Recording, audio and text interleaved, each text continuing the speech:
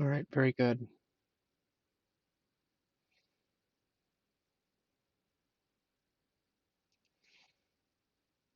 All right, well, here we are.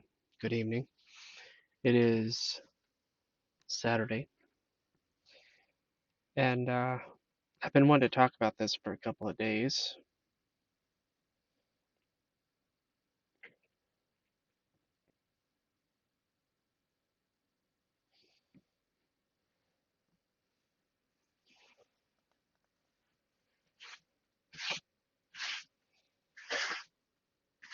and I didn't know how. I still don't. I still don't know exactly how.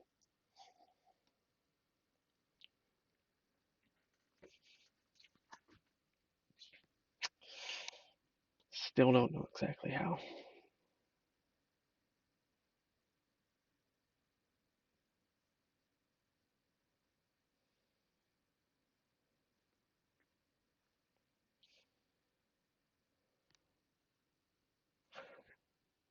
It's a pretty deep topic.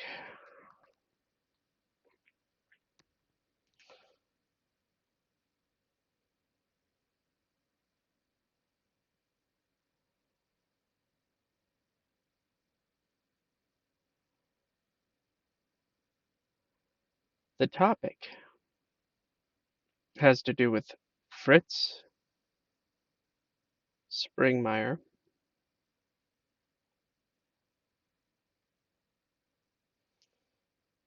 and what I would like to do, I don't know that I have the freedom to do.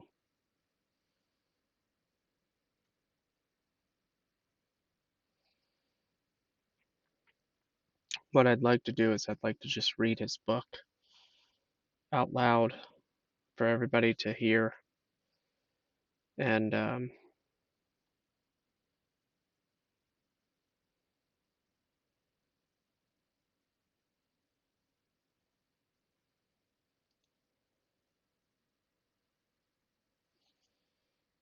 that seems to be not an option, legally speaking. So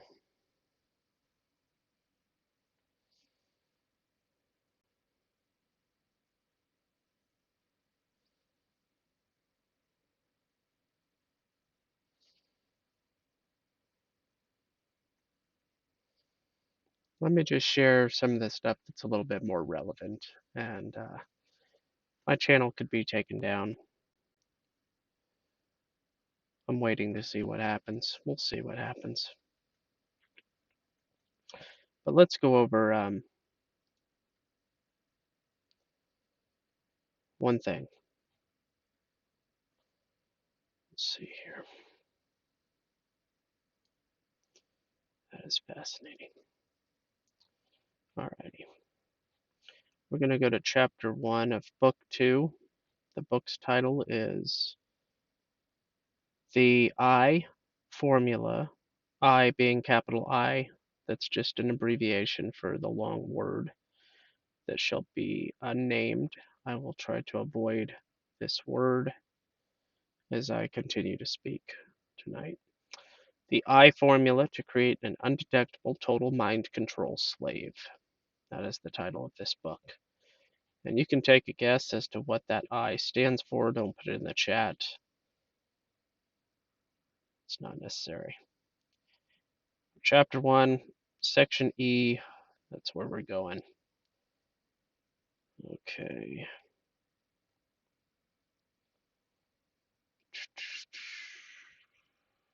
Because that is there's a pretty fascinating little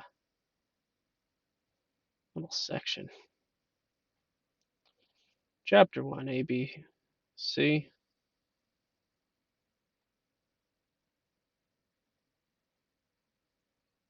Let's see if I can find this.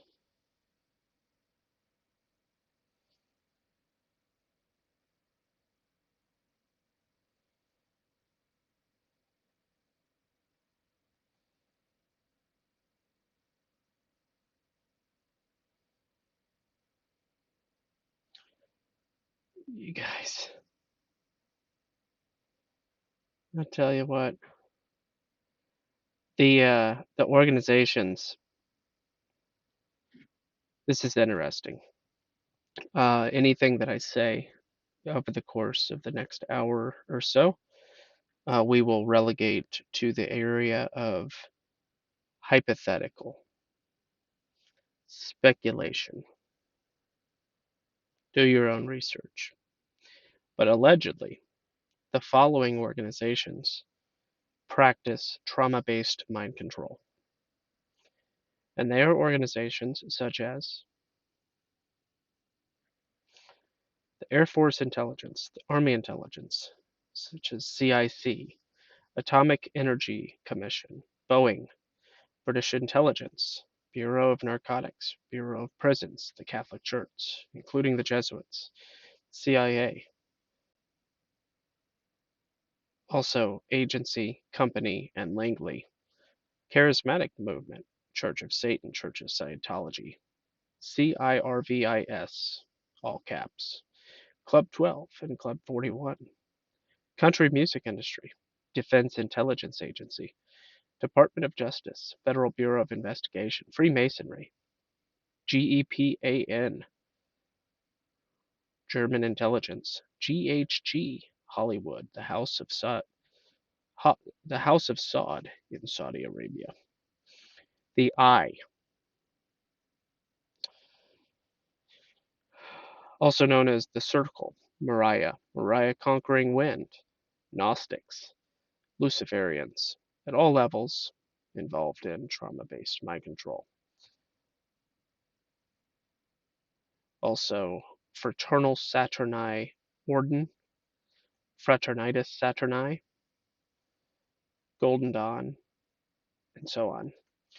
The Internal Revenue Service, the Ku Klux Klan, the Mafia Masons, Modain, Mossad, Mormon Church, NASA, the National Security Agency, National Programs Office, National Science Foundation, Naval Intelligence, neo-Nazi groups, Oddfellows, Ordo Templi Orientalis, P.4, the elite MI6 section, Palo Mayombo, Process Church and its offshoots, professional baseball such as the LA Dodgers, Russian government, Santeria, Satanic Hub, Society of Dark Lily and Children of Lucifer in the UK, Temple of Power, previously known as the Temple of Set, Mbanda, U.S. Army, especially Delta Forces in the 1st Earth Battalion, United States Air Force, Veterans Administration, Werewolf Order, some witchcraft groups besides Satanism and Moriah. It's a pretty long list of groups that are allegedly associated with each other via the common strand of trauma based mind control. Now, in and of itself, if you think about that pragmatically, you would understand that lots of people, uh, lots of behaviors could lead to trauma based mind control. All right, let's go on. Trying to find the right section here. Wait a second. Is this it?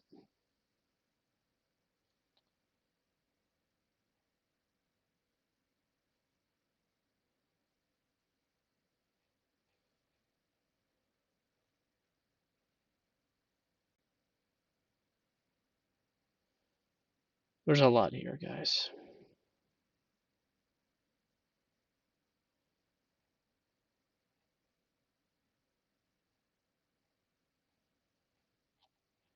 So what I wanted to go over was the steps, the 4 beginning foundational stages to prepare the victim for programming. Um,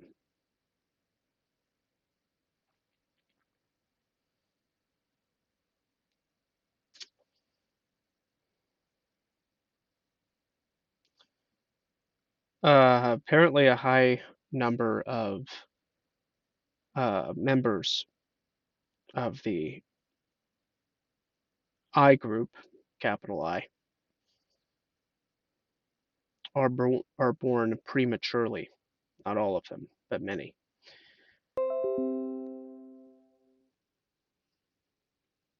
Preparation.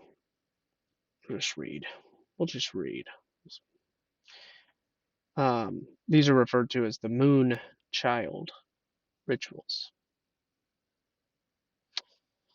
The preparation for someone to be programmed also concerns the ability of a person to be demonized. Generational satanic families are sold out to Satan, and their children belong to Satan in a way that non generational children do not. Capital I children are very good candidates for monarch programming because of the generational curses, because of the genetic bent toward the occult, and because of the generational demonic forces. Part of the programming includes the layering in of demonic forces and the participation in blood rituals in order to draw in the most powerful of demons. An in depth review about this important but controversial subject is covered in Chapter 10. Again, the name of this book is referenced earlier. I think the title of my video has it shadow banned, but that's just my speculation. Let me look at something here. Let me see something right now.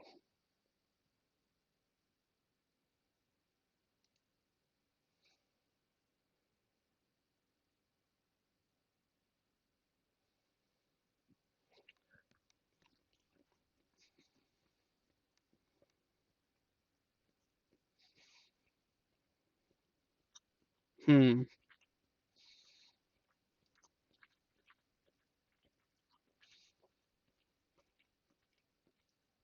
Oh, whoops.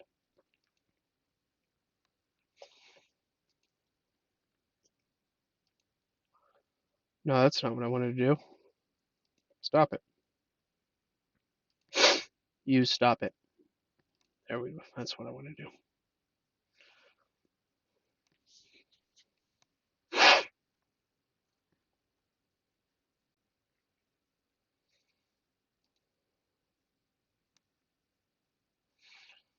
Alrighty.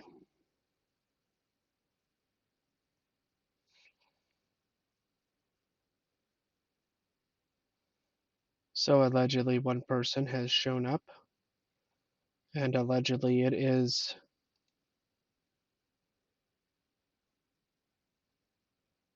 broadcast alert.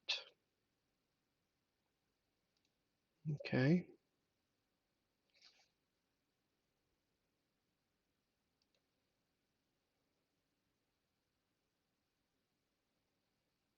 Just checking things out. I've not seen this YouTube studio recently. Welcome. I see that somebody's here. Supposedly. Good to see you. Say hello. Alright, let's continue. The Moonchild rituals are the rituals to demonize a fetus. However, the demons are invoked are not the small ones, but very powerful ones. In working with victims of this programming, it is clear that high-level demons were placed within these people at very early ages.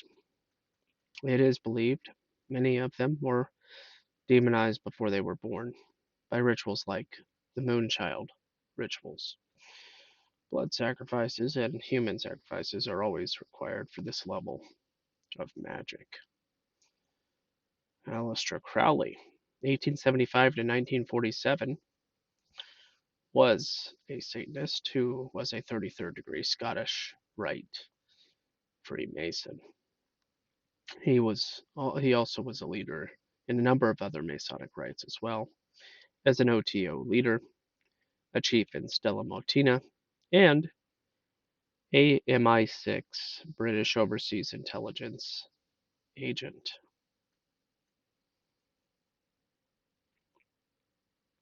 His writings have been very important within 20th century Satanism and with black magicians. He wrote Moonchild, first published in 1917.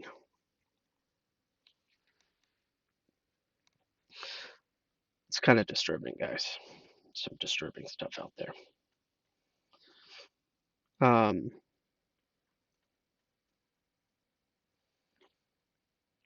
So, in brief, I'm not just going to read the whole book because I can't do all that.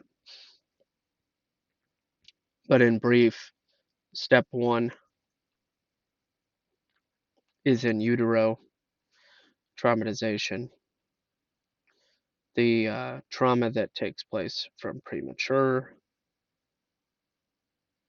um, birth. And then let's see what the next step is.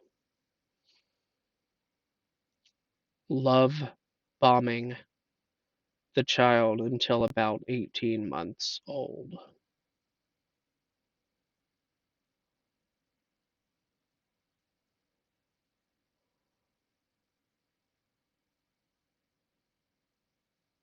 Then apparently an overwhelming love and affection is shown to the child in step 3, and then in step 4 at 18 months it's called fracturing the mind, in which case they initiate all of the torturous things that you've probably heard of if you know anything about SRA.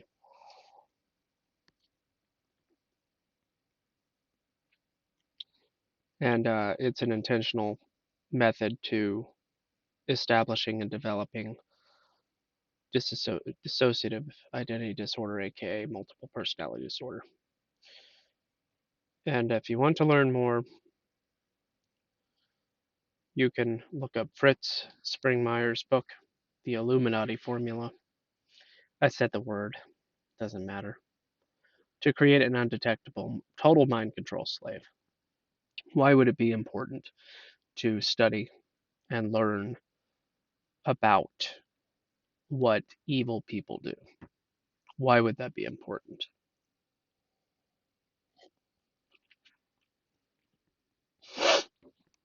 Why? Let's think about it.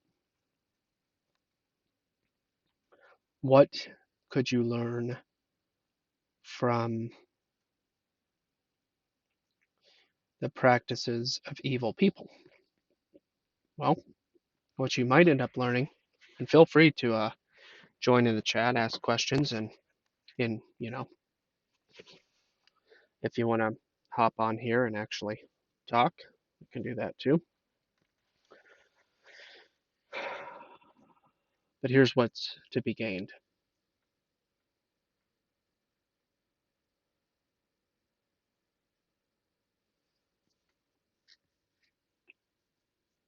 In some regards, knowing your enemy, but also not being complicit, accidentally or intentionally, with sin.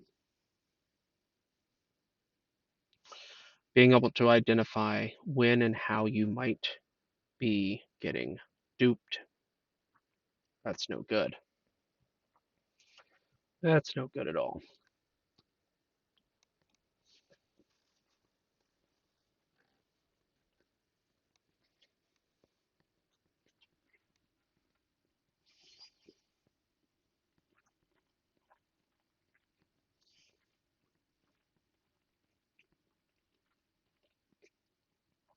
So, Fritz Springmeier has 3 primary books.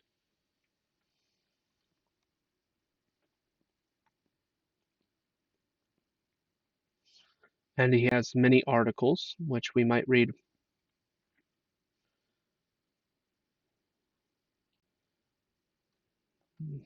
That could be interesting.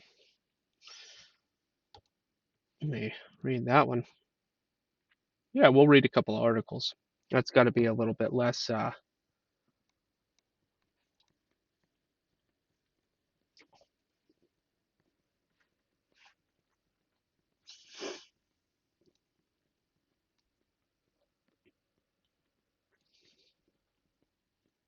Less of a problem to read some articles, I imagine. Welcome, hang out. Let's ask some questions.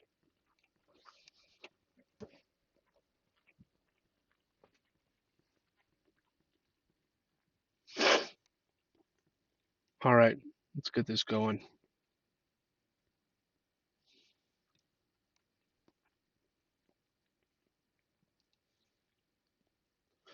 That appears to be very, very small.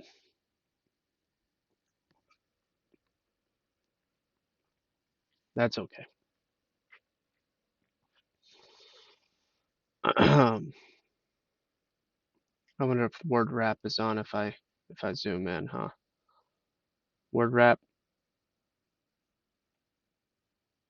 it appears word wrap is fully functional. We'll go with that then. All right. So you guys see who that is about. This was written 19 years ago, give or take a couple of weeks.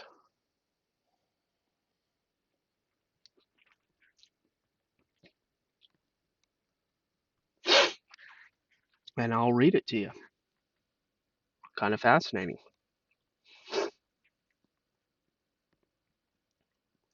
Here's a whopper of a story you may have missed amid the cacophony of campaign ads and stump speeches in the run up to the elections.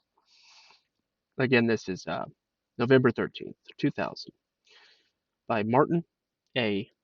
Lee. During former Defense Secretary Richard Cheney's 5-year tenure as chief executive of Halliburton Incorporated. You know, I had a Halliburton suitcase. I have it. It's actually sitting over there. What is going on?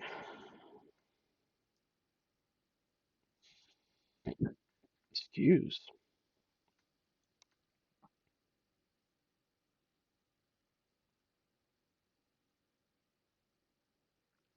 Okay. Sorry, let me continue. His oil services firm raked in big bucks from dubious commercial dealings with Iraq. Cheney left Halliburton with a $34 million retirement package last July when he became the GOP's vice presidential candidate. Of course, U.S. firms aren't generally supposed to do business with Saddam Hussein, but thanks to legal loopholes large enough to steer an oil tanker through, Halliburton profited big time from deals with the Iraqi dictatorship. Conducted discreetly through several Halliburton subsidiaries in Europe, these greasy transactions helped Saddam Hussein retain his grip on power while lining the pockets of Cheney and company. According to the Financial Times of London, between September 1998 and last winter, Cheney, as CEO of Halliburton, oversaw $23.8 million of business contracts for the sale of oil industry equipment and services to Iraq through two of its subsidiaries, Dresser Rand and Ingersoll Dresser Pump. Interesting because now, 19 years later, I don't know who Dresser Rand is, and I don't know who Ingersoll Dresser is, but I have heard of Ingersoll Rand. So that's interesting. I guess they merged, which helped rebuild Iraq's war damaged petroleum production infrastructure. The combined value of these contracts exceeded those of any other U.S. company doing business with Baghdad.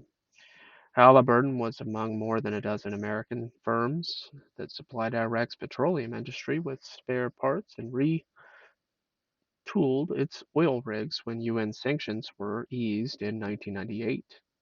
Cheney's company utilized subsidiaries in France, Italy, Germany, and Austria so as not to draw undue attention to controversial business arrangements that might embarrass Washington and jeopardize lucrative ties to Iraq, which will pump $24 billion of petrol under the UN-administered Oil for Food program this year, assisted by Halliburton. Hussein's government will earn another $1 billion by illegally exporting oil through black market channels. With Cheney at the helm since 1995, Halliburton quickly grew into America's #1 oil services company. Maybe this is a different Halliburton.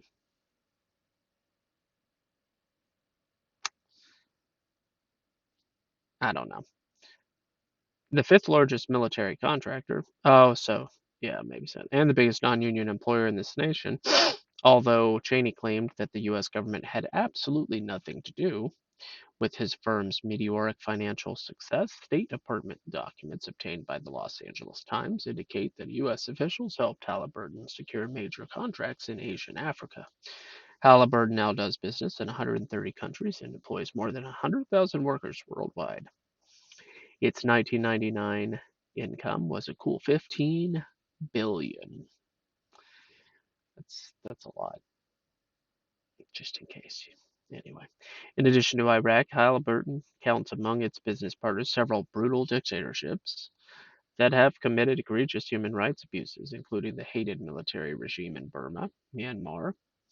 Earthrights, a Washington, D.C. based human rights watchdog, condemned Halliburton for 2 energy pipeline projects in Burma that led to the forced relocation of villages, rape, murder, indentured labor, and other crimes against humanity. Up for report, blah, blah, blah, blah, blah, blah, blah, blah, blah, blah, blah. All right, that's just warming up. Let's see. Let's see. Making sense of solstice deaths. I don't know. To love or hate, know your enemy and look at the details involved in the creation of a third world war. Hey, that sounds pretty interesting. Well, I want to open up in a new tab. Alrighty, let's do this. Oh, would you look at that? We got her email address. I wonder if that's still. I'll have to see if that's still active. Very cool. Let me see. Do I have notepad up? I was hoping to find an email for this guy. Sure, I'll update the something. It doesn't matter. All right, here we go. Here, you go away. You just go over there. Feel free to comment, guys. Ask questions if you want me to take a different path. We're just doing a little research, a little educational research here.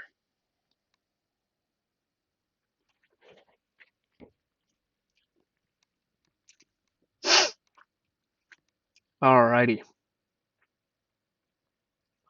Know your enemy. In this article, I hope to provide the reader with many specific and often little known details concerning the creation of what may evolve into an actual Third World War. Been talking about this for a long time, guys. This article was written somewhere within more than 15 years ago, and probably even more than that. Let's continue. I believe more than 15. We'll see if there's a date.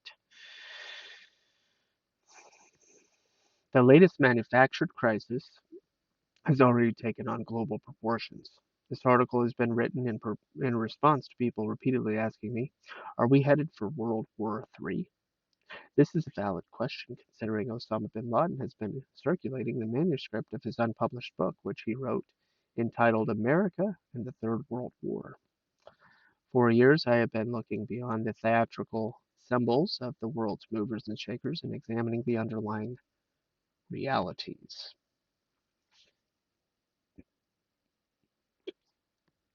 These global elite would not dare let you know their plans, but I will provide you with more details so that you might know your enemy. For whether you choose to love or hate your enemy, you need to know them. I will organize this information into 2 parts, the outline of things and details of specifics. First, Osama bin Laden, and then second, the creation of the viable Muslim threat.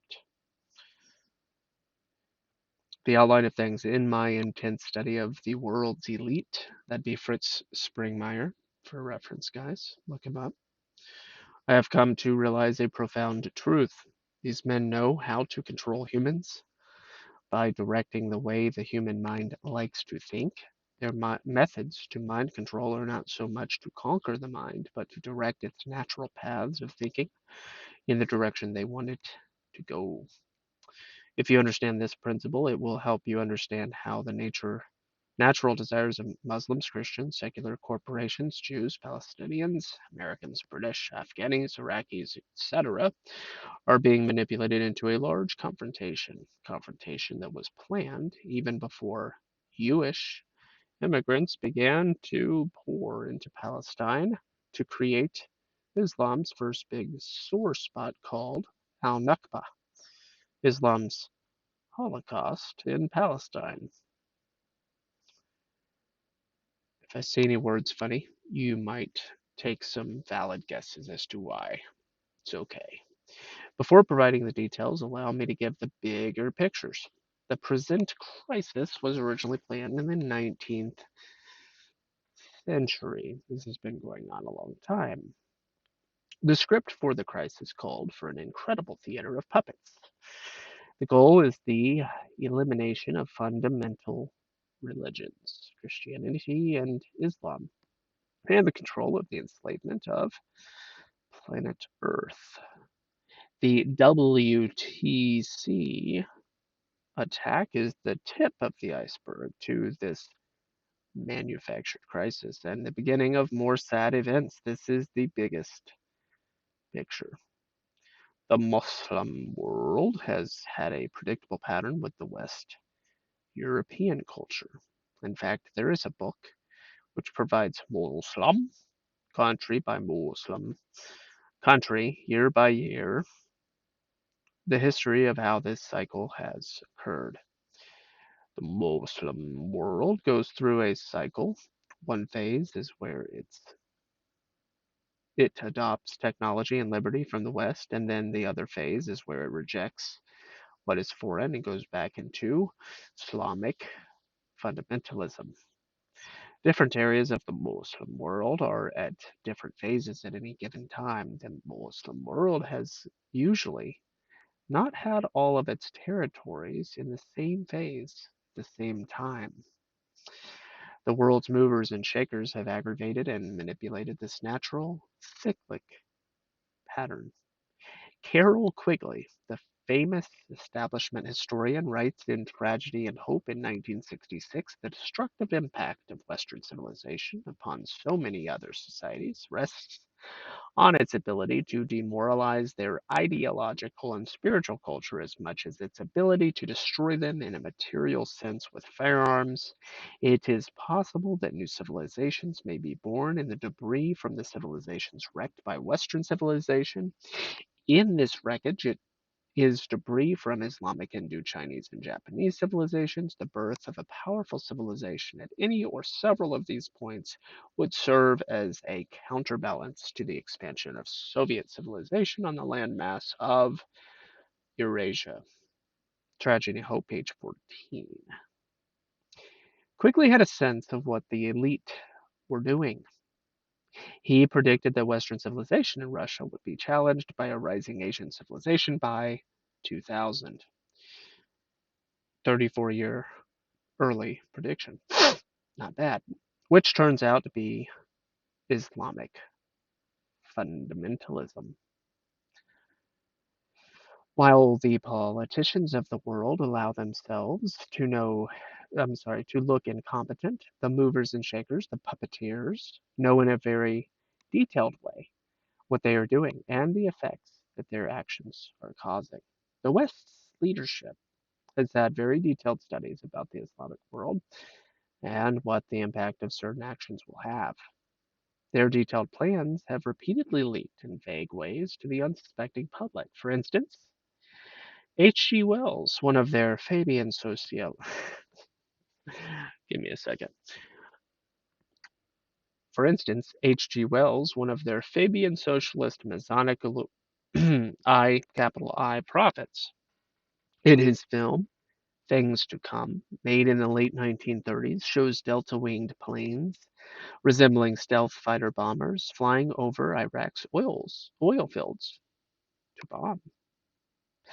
I've never heard of that book. I mean, movie, things to come. Interesting.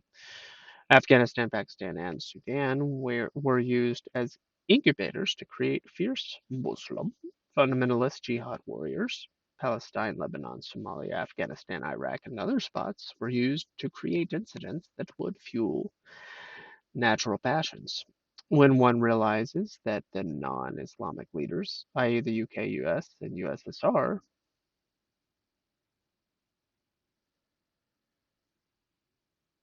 got to be old to really think about USSR as a title, even though this had to have been written after 2001.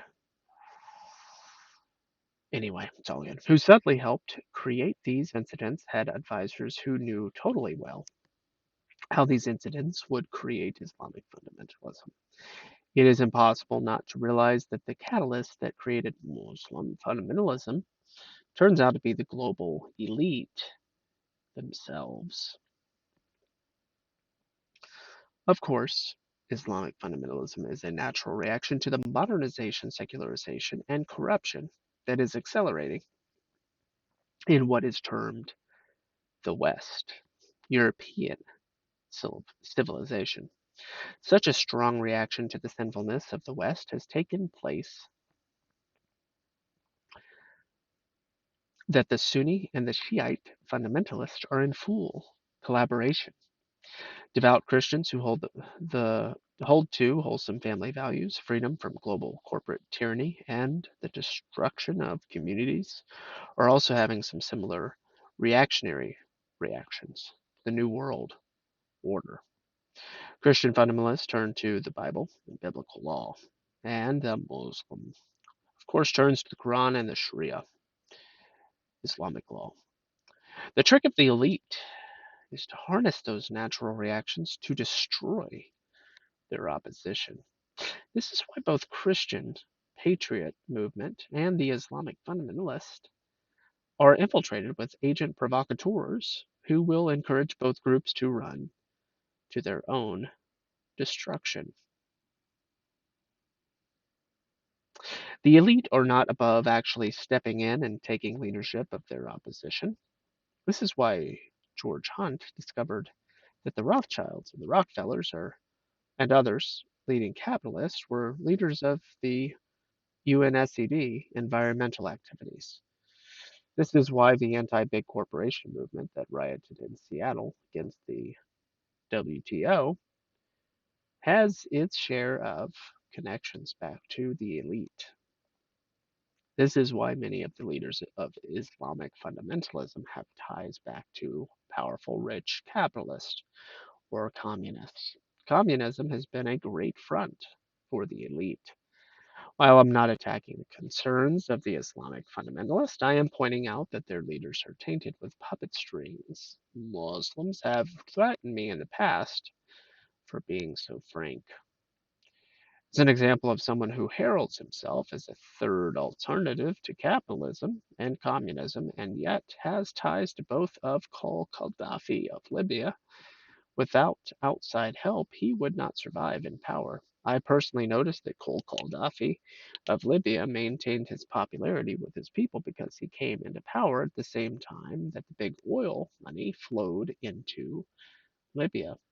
He was able to associate himself in the eyes of his people with prosperity, rich capitalists, such as the Bush family, the Rockefellers, the royalty of England, the Netherlands, just to name a few, are behind the oil companies.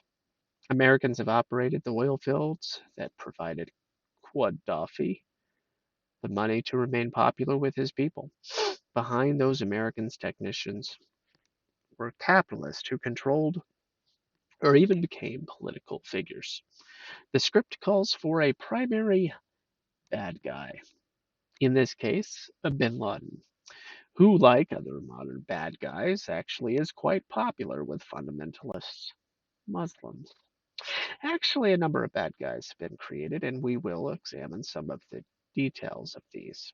The puppet strings of many of the leaders of around the world can be discerned by looking at their affiliations, their training, their genealogies, their fraternal memberships, and their actions. These puppet strings ultimately go back to the global elite. For instance, the elite here in America verbalized to each other how pleased they were with Saddam Hussein's destruction of things. Islamic fundamentalists would say that Allah is responsible. If the West leaders had seriously wanted to halt the rise of Islamic fundamentalism, they had the ability to do so, but they added fuel to the fire at each step. My point is that the rise of fundamentalism is being encouraged and manipulated. How convenient for Israel that Iran has its religious revolution and then goes to war with Iraq. How convenient for all the corporations in the West and the Soviet Union that supplied material for the long war and the attempts to rebuild after the war. How convenient for those who made profits of oil and gas and opium, followed money of Muslim terrorists, CIA, the capital I elite, and the rich Gulf Arabs. You will find much of it met at the infamous BCCI. I don't know what that is. It's okay. The fall of the West puppet Shah of Iran was actually not a surprise to the elite. They had decided to let him fall. He had been empowered by America's CIA and then abandoned when the time was ripe for a strong reaction. The man who replaced him, Ayatollah Khomeini, that name, was British MI6. What do you know? And tying together Saudi intelligence, Saddam Hussein's intelligence, and Egyptian intelligence, and previously the Shah's CIA-led Savak, is a group called the Safari Club, set up by French espionage. When you are aware of these kind of things, then you realize the insidious, deceptive nature of this script. Different puppets, one script. Look at the Muslims leader like Jordan's King Hussein. He married an American and was a Freemason. The Shah of Iran's father was put into power by the British and is descended from an old Jewish bloodline.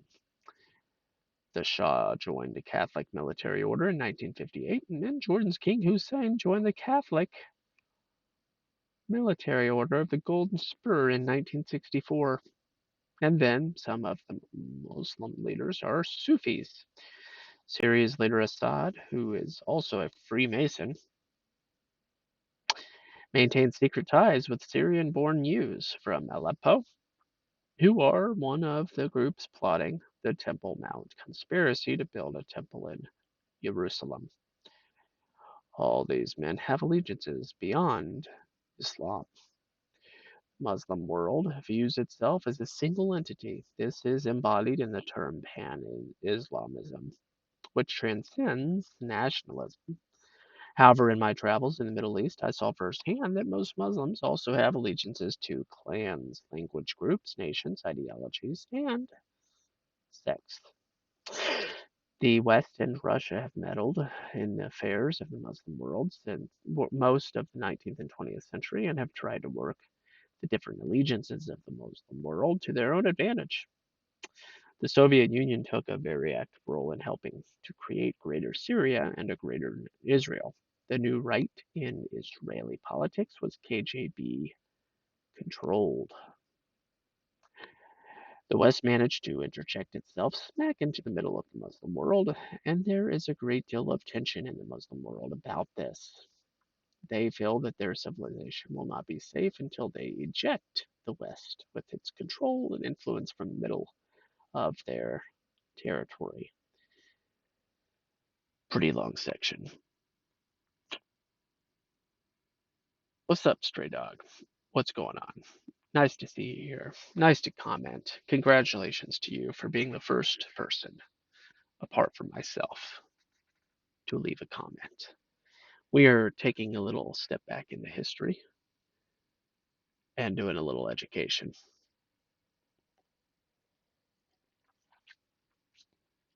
See, because there are patterns, and we can learn from those. Alrighty, let me do a time check, see what time it is. Okay, we're going to continue. We're going to keep going on. Details. First, bin Laden, and second, the creation of viable Muslim threat. Now let's look at the script's top bad guy, Osama bin Laden. Osama bin Laden. Family was on the inside track with the House of Al Saud of Saudi Arabia. Anyone who has had the opportunity to bump into Saudi princes here in America or Europe is well aware of their enormous appetites for immoral behavior. The king and princes of Saudi Arabia have been provided any perversion they wanted by the West's elite. As a young man, Osama bin Laden was cut from the same cloth. He loved fornication, alcohol, and the pleasures of sin. Some of his brothers and sisters live in the United States, mostly in the Boston, Massachusetts area. He doesn't come from some poor Palestinian family that has suffered from Israeli tyranny. Instead, he comes from a family that has wasted what the West has to offer. He has tasted of the sins that are associated with the West and has rejected that life. It's sad that that is the view of America that so many see. While the Bible Belt and America's traditional spiritual values are mocked and scorned by the establishment media, the liberal values of Hollywood treasures are in turn scorned by the militants who hate their intrusion into the Muslim world. Osama bin Laden had several religious experiences and turned his back on wealth and the life of sin. Even though he was a successful businessman with a university education, he lives the life of a warrior monk. Along with his 4 wives and 15 children,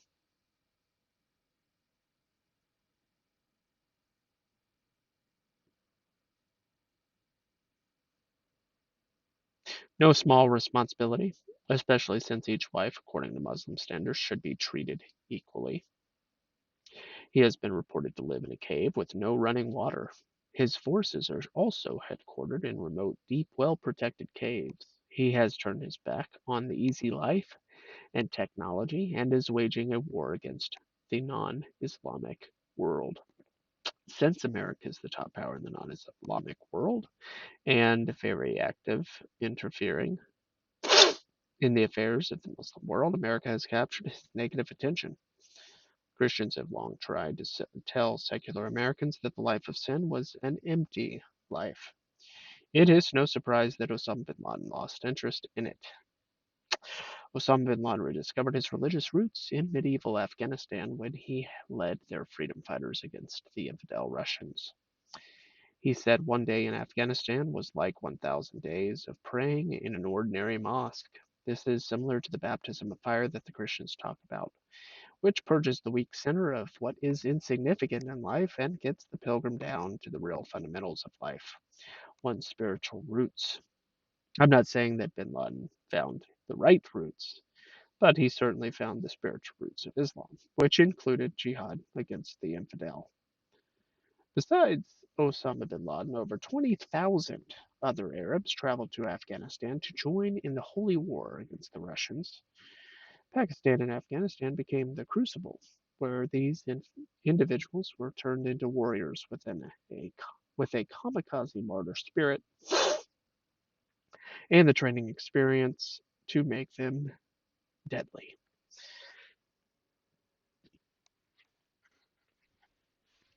Just need to do a little repositioning here. Alrighty. Our CIA helped supply them. The Russians provided one side of the hellish fight. America helped provide the other. And out of the conflict comes a closely bonded, experienced group of radical Muslim warriors, and Osama bin Laden was down in the trenches with them, sharing their dangers, poor food. And the American elites, House of Al Saud, helped finance Osama bin Laden and other Arab volunteers, Mujahideen from all over the Muslim world. There were two events. There were two events had great impact on Muslim terrorism. One was done by the United States and the other by Russia. America's contribution was the Al-Asma, literally Arab for crisis. The crisis was the American desecration of Saudi soil during Desert Shield/Storm. All of the Saudi religious leaders were against allowing the infidel American troops into Saudi Arabia. The global elite, as well as the House of Saud, knew that the Muslim world would be outraged for years. They were. So I'm going to pause, do a little bit of a pause. We've been reading this article for quite a while, just to clarify some stuff about what I'm reading here.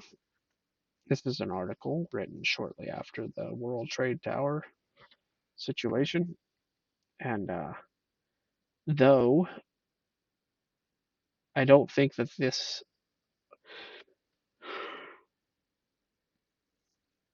author has the full picture, they have way more of the picture than anyone else at this time, about 17 to 18 years ago. This person writing this article knew far more than anybody else on the scene. Just saying. It is pretty interesting.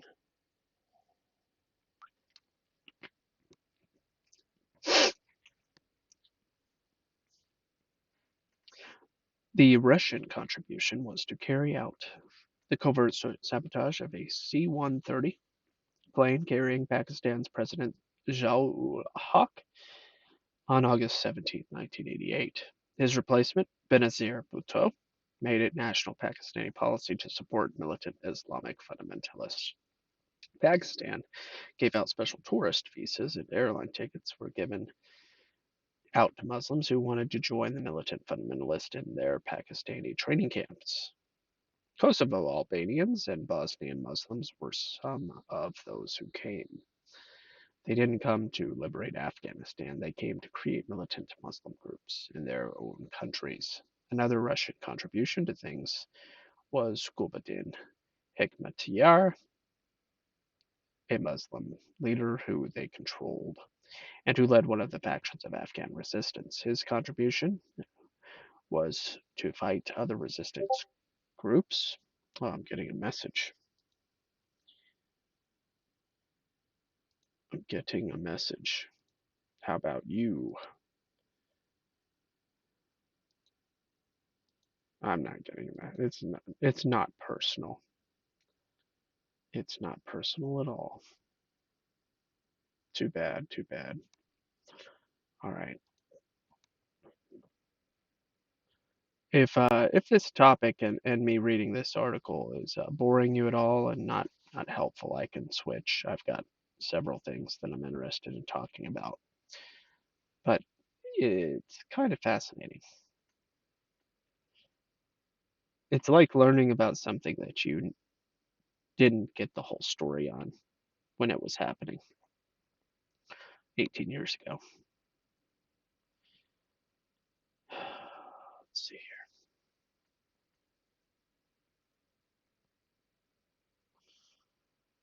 The Muslim leader who they controlled and who led one of the factions of Afghan resistance. His contribution was to fight other resistance groups and weaken the original Afghan Mujahideen forces. Next, it was Pakistan, still supported by the US, who encouraged the Afghan Mujahideen to carry out a large-scale conventional offensive against the fortress of Jalalabad. In a fashion similar to the how the Viet Cong, in a fashion similar to the how the shouldn't be there, to how the Viet Cong Southerners were eliminated by the Tet Offensive, and then the NVA Northerners had complete control. The Afghani rebels lost large numbers of men and were replaced by Pakistan's Taliban Mujahideen force.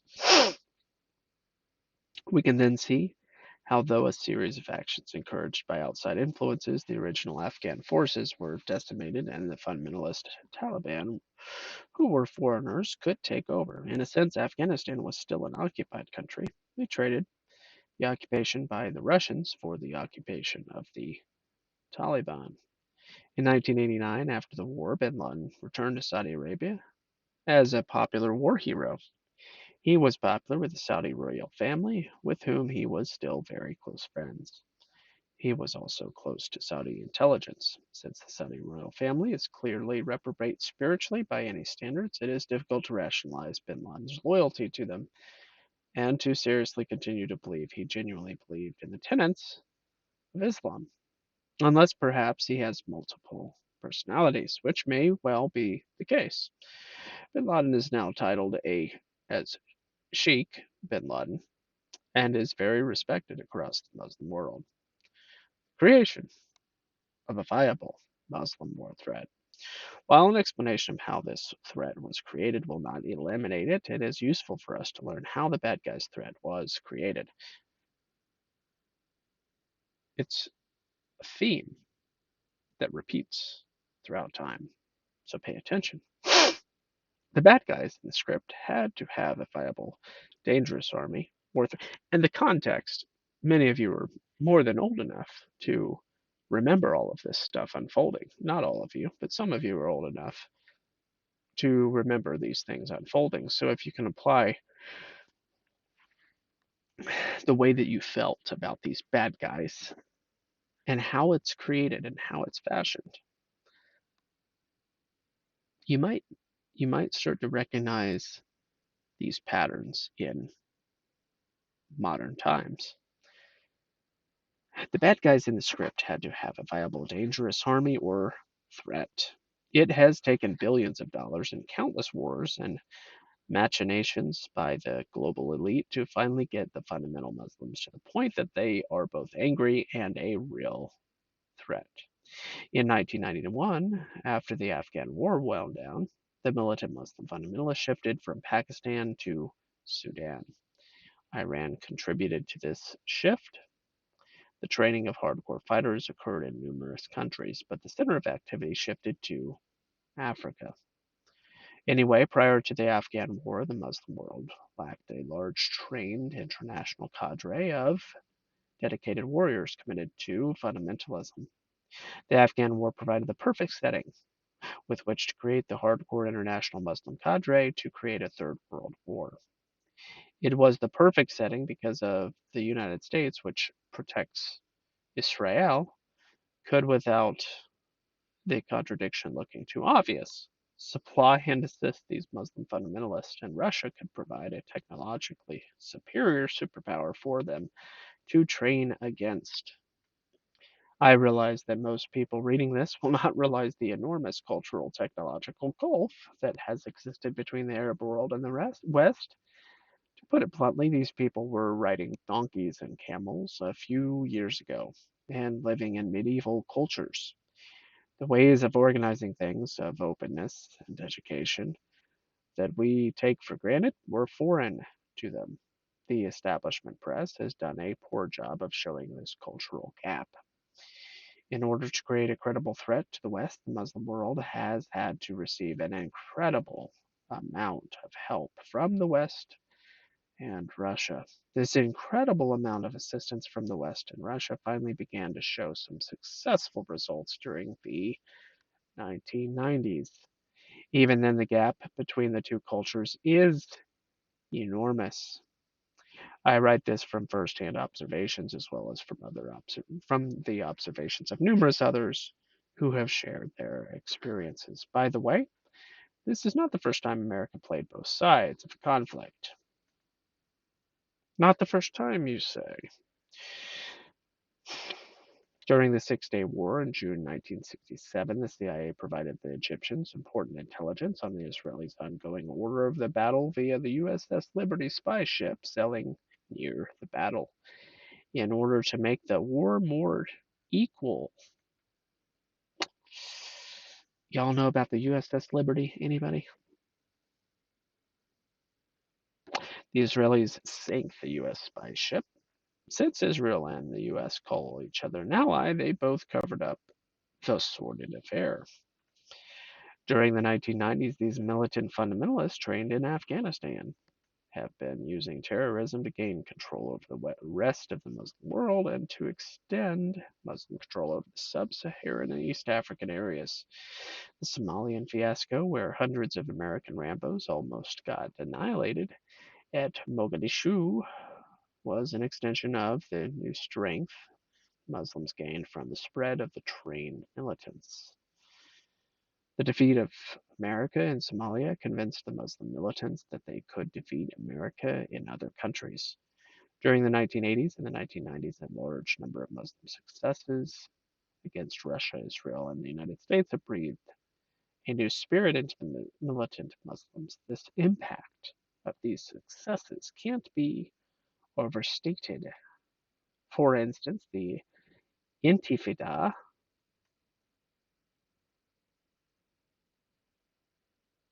sounds really familiar was only possible after the Palestinians regained their self respect from a successful commando raid into Israel, which used hang gliders. After losing war after war with Israel and the West, the Muslims had begun to doubt their abilities. Their successes worldwide that have occurred since Russia invaded Afghanistan have changed all that. That confidence is going to be crucial to sustain any credible world war. Are we entering into a war similar to the Vietnam War, except that this time it will be continental and perhaps global rather than against a single nation? An example of how widespread the fighting is already is the Philippines. Militant Islamic fundamentalists are fighting there. Both Iran and Iraq work with bin Laden. Do the Muslim forces have enough of a military and terrorist threat to really create a third world war? It is clear that just as the elite quietly supplied Hitler's war machine before and during World War II, the elite are going to continue to supply both sides to continue this war between Muslim fundamentalists and the West. Now, though this was 18 years ago, guys, ask yourself, is this war still going on?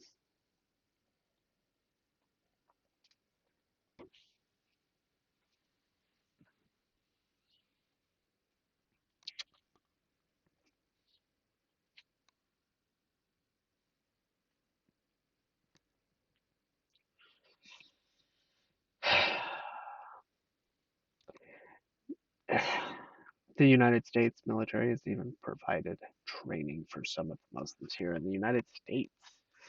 The Kosovo Liberation Army is connected to the militant Muslims, and yet it was assisted during the Kosovo crisis by the Americans. Where will the next major terrorist strike be? What kind of weapon will be used next? How far will the war spread? As things continue to deteriorate, we can expect more Muslim countries to become militant.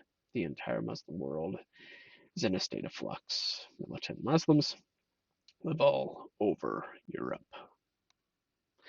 This was in the early 2000s, way before any anything that happened a decade after that. Kind of amazing if you think about it.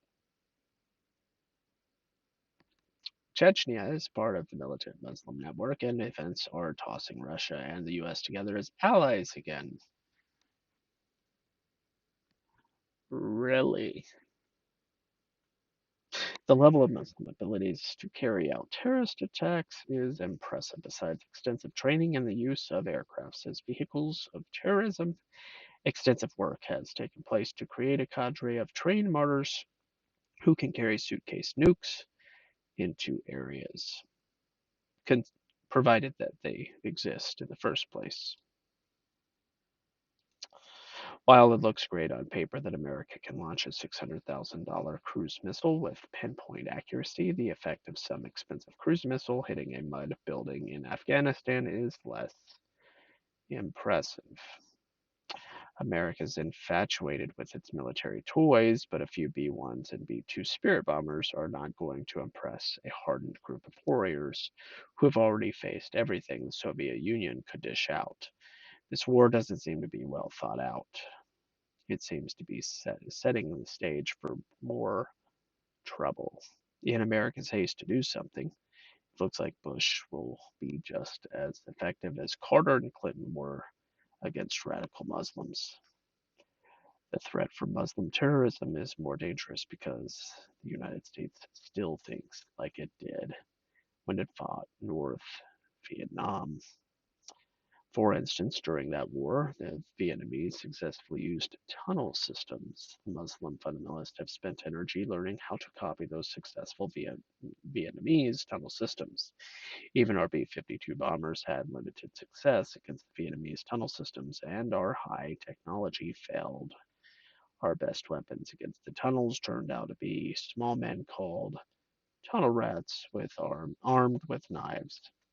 It seems that many of the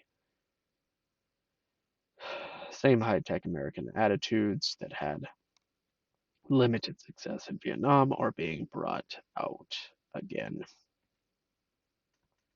Dropping bombs on people is not the solution to the Muslim fundamentalist. It makes Americans feel good, but what are these expensive cruise missiles really accomplishing? Our approach to solving our difficulties with Muslim fundamentalism is seriously lacking. Why are our leaders setting us up for failure? Who is going to be who is going to benefit from this long war? It's a good question to ask. What kind of alternatives could be creatively developed to back out of this mess? As usual, the elite have done their job well in creating this crisis. They prefer to develop these problems so that only one plan of action makes sense, and then they stampede us that direction before we can think of anything else. What we have covered in this article are some of the details tracing the creation of today's war between the USA and her allies and militant Muslim fundamentalists. Some will call the evolution of hostilities accidental or the fault of reckless indifference by incompetent politicians, but the strings of the puppets are visible if you look close, and they are still today. The unfolding of events look like scripts that were discussed years ago. It is obvious that whatever caused this war has happened, and now we have the problem of how to end it. But like a disease, we can treat the symptom or the cause. And in this case, the war is the symptom of a larger problem. Nice article. Nice article. It could be nicer, but that was a nice article. Let's see here.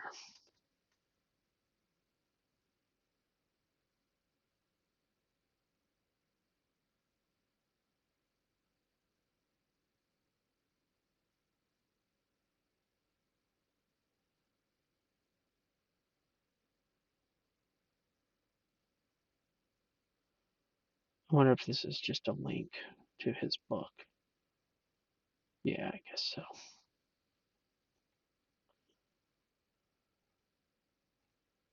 Yeah, it's weird because you can't all these links such as let's see here, like here, 2 free videos, and that's a Windows Media video, apfn.org/movies. Doesn't exist. You can't find it. Yeah, let me do a little search in here. If you guys have any questions or comments about anything I just read, feel free.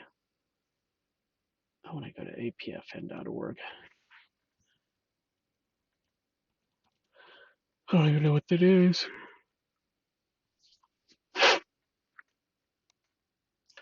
Anybody? Bueller? Bueller. So that's part of the problem. APFN.org doesn't even exist anymore, so we need to go to Wayback Machine and then look it up. Whether or not Wayback Machine would have actually cataloged the entire movie, I doubt it. That's not usually how it works, but we'll see. We'll see.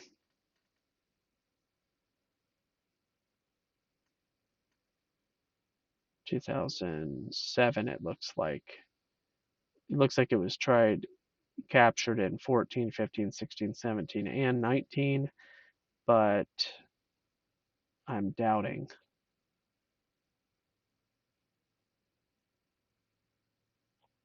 Let's see, February 22nd. We'll see. We'll see if there's anything here. Nope. All right, let's go back to 2007. That's when there was a lot more stuff going on. So we'll go back then.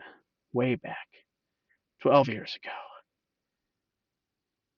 3 viewers. Welcome everybody. Say hello. Hey, you gots to be kidding me. I found it. It's amazing. Yeah, let's do this. I want it. Guys, the Wayback Machine is epic. Super epic. I can't believe it's gonna let me. Let's watch it. I mean, at least like 15 minutes of it. We'll watch like 15 minutes of it. This will be great. Did it just download that whole thing super fast? Oh, it's only 17 megs. That's not it. That's weird. Why would I? All right, hold on. Let's pull it up. Ugh. It's gonna be. Oh. That's weird.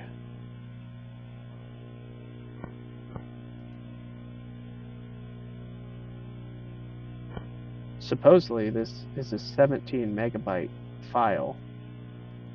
And it's an hour and 16 minutes. I'm confused.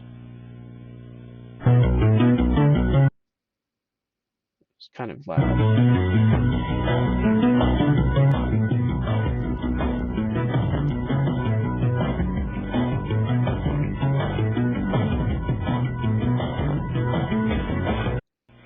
He's author of The Top 13 Bloodlines of the Illuminati, and also this book, The Illuminati Formula Used to Create an Undetectable, Total Controlled, Mind-Controlled Slave, and 13 other books. Will you help me welcome Fritz Springmeier? All right, so just so you realize, this is the video, and it is only 17 megs, which means, oh, that's not awkward at all.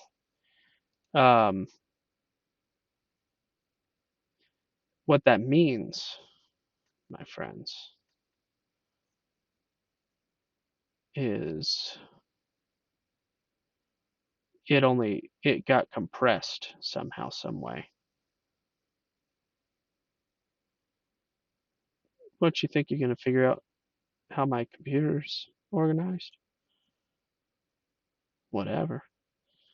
Yeah, wow though. That's so weird. So the other one's the same way, 17.5 megs. It's like an hour and a half long. That's okay. We'll have to watch it together sometime, even though it's like terrible to watch. We can listen. And he talks about his book and stuff. It's fascinating.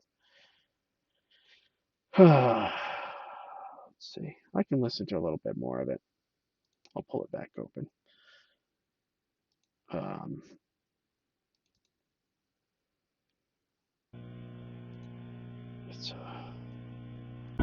We study and research Bible prophecy.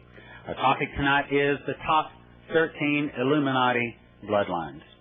As prophecy students, we have all heard people say, well, they want to bring in a new world order. They want world government. They want world religion. They want the mark of the beast. Well, who is the they? Our speaker tonight is going to answer that question. Who is the they? Not only that, but their plans and how they plan to bring us into this global satanic conspiracy government. Who is economy and religion. Our speaker has, for the last 6 years, deprogrammed people from different mind control, top Illuminati people that were wanting to get out of it. He has deprogrammed, debriefed over 24 different people. He's author of The Top 13 Bloodlines of the Illuminati, and also this book, The Illuminati Formula Used to Create an Undetectable, Total Controlled, Mind-Controlled Slave, and 13 other books. Will you help me welcome Fritz Springmeier? He wrote 15 books.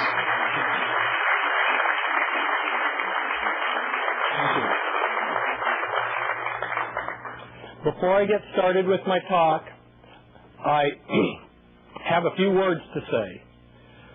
First, it's a great pleasure and a great privilege to be here with you. It's very important that you feel a part of what I've got to say tonight, because what I've got to say tonight is going to affect your life and your children's lives and the lives of future generations, if there are any. I'm not trying to frighten anyone, but I do need to tell us about the situation, the dangerous situation that we are in today. Ladies and gentlemen, like you were told, I have co-authored with Cisco Wheeler 2 books on the New World Order's mind control. And this small version here has a Japanese translation to it. Many of us Christians are not afraid to be thrown into prison because we realize that we are free in Christ no matter where we are, and they are the slaves. No matter where they are, because they're slaves to sin. However, with today's sophisticated mind control technology, they have the ability to strip us of our own thoughts. We can no longer depend upon having a situation where our mind and our thoughts are our own. Now, I didn't write this book for myself, but I wrote this book, which for short is Volume 2. I wrote this book for the church so that they could come to the fullness and measure and stature of Christ, and also for humanity. We're rapidly approaching a point in time where everybody who thinks is only going to be thinking what they are programmed. Now, you can stay in denial and turn your back on humanity, or you can read this book and then pass this information on to others. I want to get the word out, but I can't do it all by myself. I need your help. Getting this Volume 2 book won't just help me, won't just help Prophecy Club, but will help humanity in general. And even the children can help. They can pray for those of us that are trying to get the message out. Now, I also need to warn you that this talk is not going to be politically correct. But as a Christian in a nation where it's politically correct for 330 congressmen to write 20,000 bad checks over a period of 3 years, and as a Christian in a nation where it's politically correct for groups like Planned Parenthood to sue a high school in Florida which is trying to teach abstinence in sex to its unmarried high schoolers. On the other side of the nation, in L.A., you have a school district which is beginning to think that there might be some relationship between their free condom program and their sex education class and the high rate of teenage pregnancy. So they do the politically correct thing. They offer a class in creative masturbation. As a Christian in a nation like this, I enjoy being politically correct just a notch below AIDS.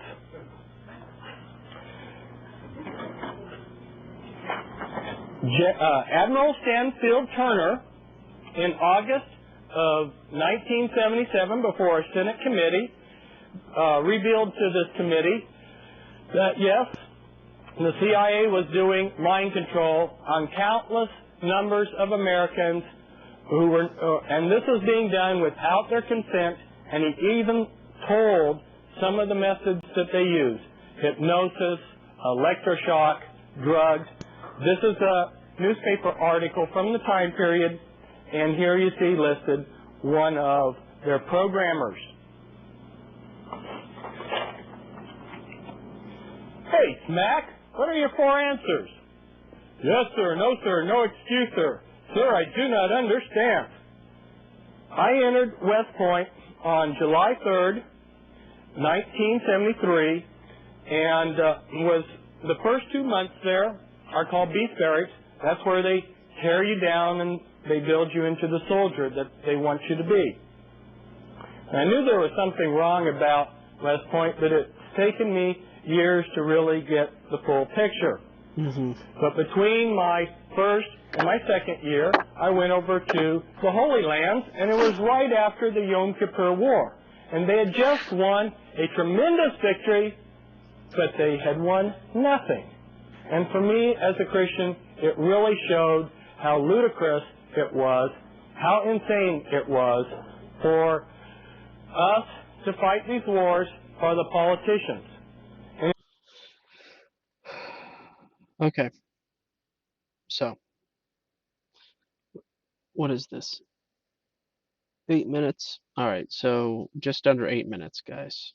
Just under 8 minutes.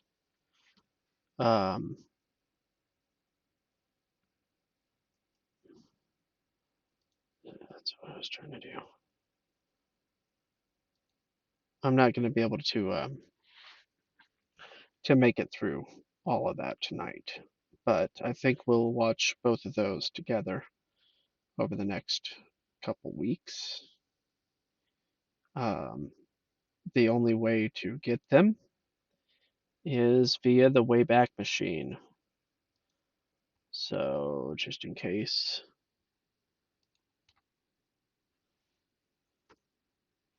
Just in case you want to watch these for yourself, all you have to do is use the Wayback Machine. So let me paste that. Actually, that's not how that works, is it? You gotta, whoops.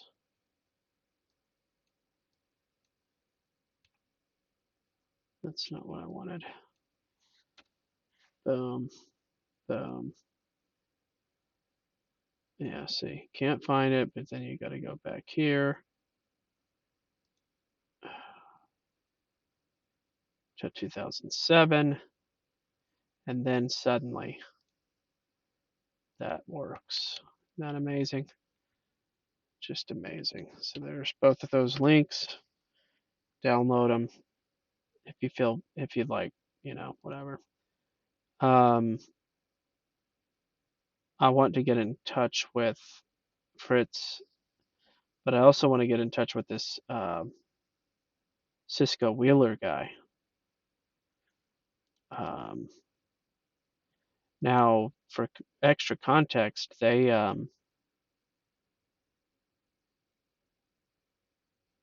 put Fritz Springmeier in prison for 9 years for armed robbery.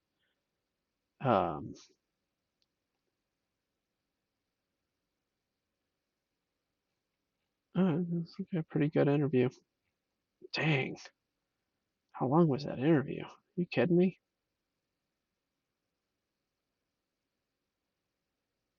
Holy moly, that's a long interview.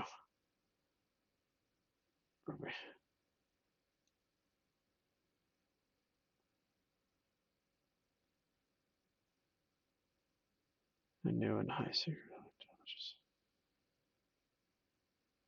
intelligence. Interesting. New Zealand.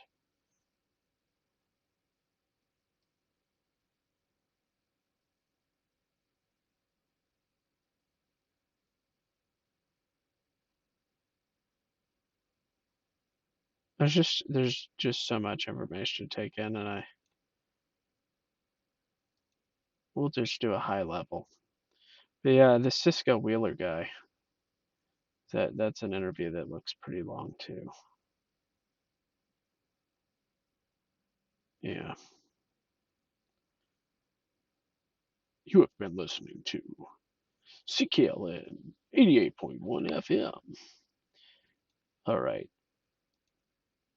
Anyway, it's interesting. It's a lot. It's a lot, guys. It's so much. I'm gonna double check that I have this. But I want to get in touch with these guys because, especially with these 3 books, Deeper Insights, the Formula, and the Bloodlines, those 3 books, some intense stuff, guys. And why is it important? I'm not telling you I'm going to read all of it. See? FBI bomb plot.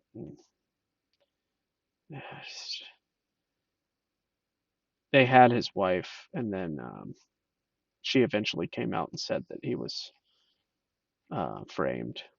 So, yeah, anyway, there's a lot there. Neuralistic programming. There's a lot. There's a lot to learn about, and it can be pretty overwhelming. What do we do about it? Education, and we pursue the things that are most important. We work in the fields. We love the Lord our God with all our heart, mind, soul, and strength.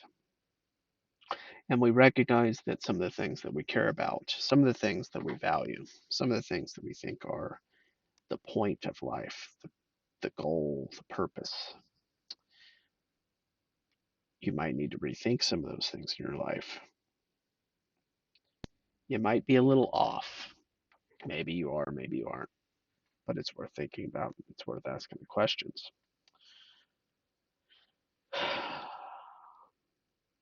So, with that being said, keep reading, keep learning. We'll go on a little journey together over the next couple of weeks.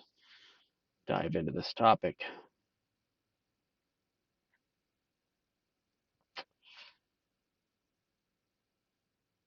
It's not about despair. It's not about discouragement or fear mongering. In fact, it's about how to free yourself from fear. Don't be under control. Unless you're under control of God.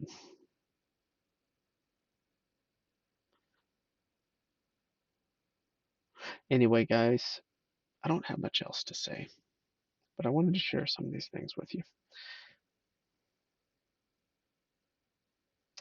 And I don't know how much time I have left, so I'll be a little bit more edgy. I don't know how much time I have. Might not have much time left. December 10th could be my last, which would be sad. 10 days left. I don't know. We shall see. We shall find out. But with that being said, you do need to love the Lord your God with all your heart, mind, soul, and strength. Your life, your soul depends on it.